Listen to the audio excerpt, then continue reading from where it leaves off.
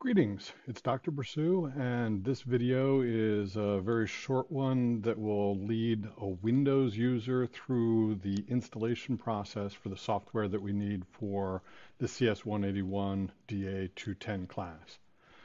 We're going to install three things today. We're going to install Atom, which is a text editor.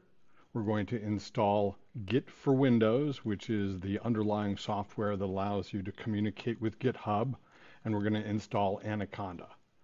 To do all three of these, this video presupposes that you already have a GitHub account and that you have been added to the class repository. So I'm going to start by going to GitHub and logging in. So you should be following along and doing exactly the same set of steps that I'm doing. A couple of caveats before we begin here.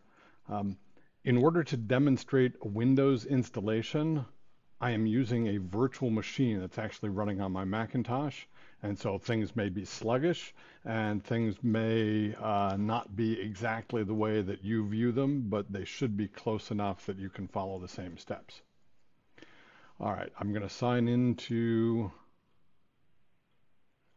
GitHub, and my username on GitHub is tcbrissou. Enter my password.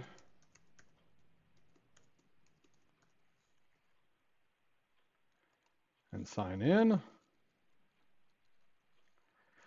Now, when you sign into GitHub, you'll see dialogue for things that have been going on, conversations, repositories, and GitHub users that you're following.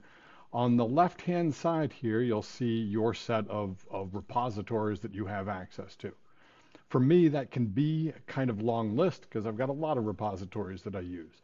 You should see just a few, but in particular, we're looking for the one that I've added you to for this class, which is Denison-CS, CS181, Spring 21.